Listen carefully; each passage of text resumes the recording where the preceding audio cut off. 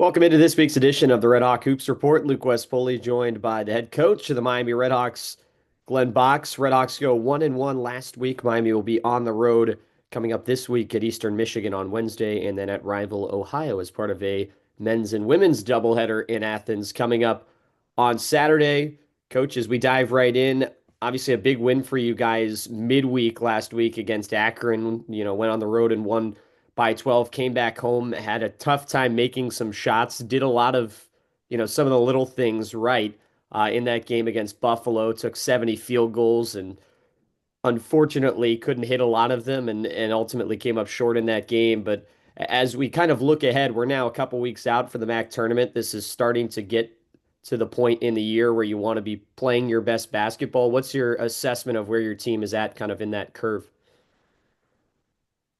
I think we've been playing pretty well as a team. I don't think that we made quality decisions the last game. I think we didn't do enough to win, and it's certainly something we need to learn from. Ball stuck a lot for us. Spacing wasn't always great. A lot of indecisiveness offensively. Obviously, they hurt us in key moments in transition, defense, and so. I think overall, if yesterday was an outlier or Saturday was an outlier, I think that we've been pretty solid. So, if we do the things that we're supposed to do and we're able to play our A+ game, we know we can beat anybody. So it's a matter of simply doing things the right way on our end.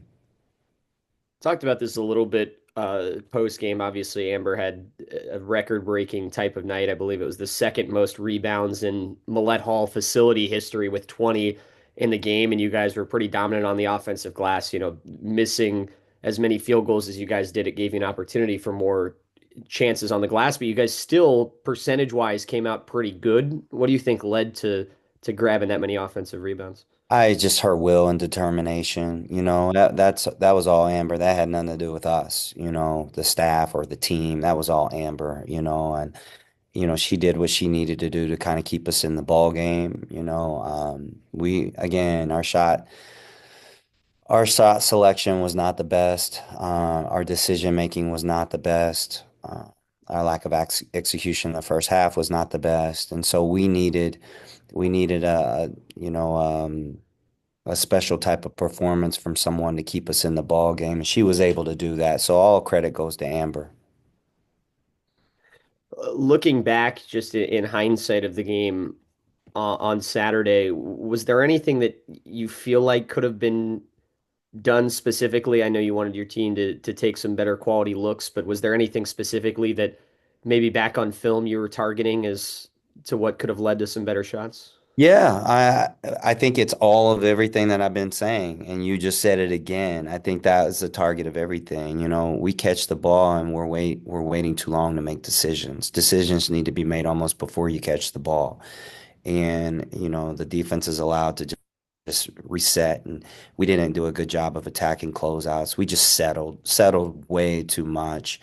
We just were too tentative. And, I give Buffalo credit because they played a solid game, but I do think that we had a lot to do with that, looking back at it, after watching film, like we just were not, we made it easy. That's what I should say. We made it easy for them, and we weren't making those contested shots, and those contested shots, many of them were our own doing because our unwillingness to play the game the right way, and so we need to learn from it, and I think we will. The thing is, our kids know that, like they know how to play. It's just a matter of us kind of, I don't know, we just kind of took a step backwards that day, and we just got to learn from it. You guys forced 22 turnovers in the game. A lot of them were dead ball turnovers. It seemed like Buffalo just couldn't stop traveling with the ball, right? But four fast break points, 14 points off of those turnovers. Is there anything that you guys can do off some of those live ball turnovers potentially to get more scoring in transition? Well, even in those, we settled. Like we just come down, jack up a three, trying to hit a backbreaker type of play, make a backbreaker type of play instead of just making the right play sometimes. and or we just make this, I don't know, we just dribble into traffic or make a silly play as opposed to making the easy play, and we just didn't make enough easy plays.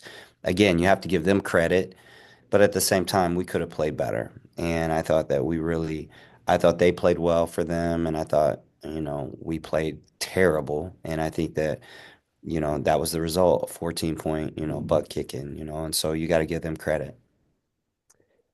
You've got Eastern Michigan coming up on Wednesday. They're a team that you beat at Millett Hall earlier this season in a game that you guys, all things considered, didn't shoot the ball great, but still ended up dominating for pretty much a full 40 minutes. So, kind of contrasting that game to what happened on Saturday. What do you think is the recipe? Maybe if you guys don't shoot the lights out on a given night to still come out with as dominant a win as you did against Eastern the first time around. Well, I mean, it's all about us on the defensive side of the floor first. Our we have to execute defensively. You can't have a bunch of blown assignments. I think that kind of got us going in a negative way. Last game, it reminded me a little bit of, honestly, like Toledo. We've had that, like Kent State here. And so when we're not rock solid defensively, it impacts us offensively.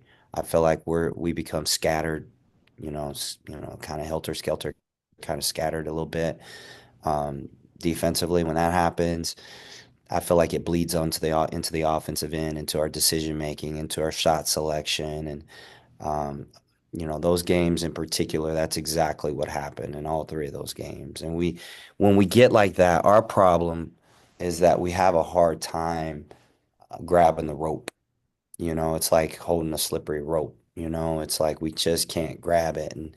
And Buffalo made key plays throughout. Every time we get ready to make a run, they hit a three by a non-3-point shooter, throughout the day, and so it just kind of, you got to give them credit. They made plays the way they were supposed to, just like they did at their play. So, credit them. I applaud them for coming in here and beating us the way they did. And, but we got to learn from it. We intend to do that. You guys, just from a holistic standpoint, have been pretty good on the road this year. Obviously, you had the brief trip back home against Buffalo, but you're really in the midst of what is a pretty lengthy stretch, mostly on the road. You got a chance if you take care of business on Wednesday to go over a month without a road loss. Do your team like playing on the road? Is there something about it that just feels a little bit different for you guys? I don't know if it's really like playing on the road. It's just, it's it's hard to really tell. I just think that that's a good question. Um, that's really hard to explain, honestly. That's even for myself, we try to make sure that we get proper rest. We try to make sure that we're well informed of what we're going to see. We're ready to go. I don't know, maybe we become I don't know, more unified when we're home. I mean, when we're away. But we certainly have played better as of late, and we need to continue that trend. It's hard to put a finger as to why we might actually play better if we do play better. Sometimes we've just been playing some pretty good teams at home, that have been able to beat us, and so that has something to do with it too, probably. So, but we need to certainly duplicate, our performance, our more recent performances on the road. Obviously, there are little details that you want to clean up. We've talked about them at length now with the game on Saturday, but with this stretch that you guys have been on over this last month, where it seems like the things you guys identify with, whether it's, forcing turnovers and rebounding the basketball and playing that strong defense, you guys have been pretty consistent in those areas for the most part, at least more so than what we've seen. I think in your first couple years here, this is probably the best stretch we've seen from you guys. How close do you feel like you guys are to really being that team that you want to be come the MAC tournament? I think we're very close. The reason why I say that is because I think our kids have the answers, and they know the answers. They have the why, they're able to answer the whys, and I think it comes down to that. And because of that, I think our kids are talented enough combined with that we can do it. But it starts right now with just taking care of business in practice, I need to see a stronger performance in practice today. Unfortunately, we haven't been able to practice a lot, and so, just the way schedule's been, you have to really watch them, but today we intend to scrimmage a lot today. I want to see some things. I want to see better decisions, quicker decisions. I'm going to do some things today to try to improve in that area, and I think it's really important, and so, um, I myself as a coach and as a staff, I have to do a better job of putting them in better positions offensively as well. I think I kind of handcuffed us a little bit, going into that last game, and so we got to get back to who we are and what we do best and finish that way, I feel like right now. RedHawks enter the week fifth in the MAC right now at 8-6 in the conference. Miami can clinch with some results going their way this week and punch their ticket to Cleveland. RedHawks are on the road for two this week, starting on Wednesday, 6:30 start against the Eastern Michigan Eagles. That game can be found on ESPN Plus and with Tim Bray on the Miami Radio Network as always. And then it's Saturday, March 1st, 3:30 start between the RedHawks and the Ohio Bobcats. Again, ESPN Plus and the Miami Radio Network have got you covered. Men's team will also be in action in Athens. Should be a fun day for both of those teams on Saturday. Coach, till next week, appreciate the time. Hey, Luke, I just want to thank you for all that you do, man. I really appreciate this. It means a lot, and as far as, and I want to make sure I throw this out there because I wasn't able to really address it. Our people did an unbelievable job of promoting this game. One of the sour tastes I have in my mouth is that we weren't able to play the way that we were capable of playing with that kind of crowd. And I want to thank everyone that was able to kind of put that together. And I want to thank you again for, your support, you being able to do this for us. It goes a long way in the promotion of our program, and always, feel indebted to you. So thank you. Appreciate it, Coach. Yep. All We'll right, talk Luke. to you next week on the Red Hawk Hoops Report.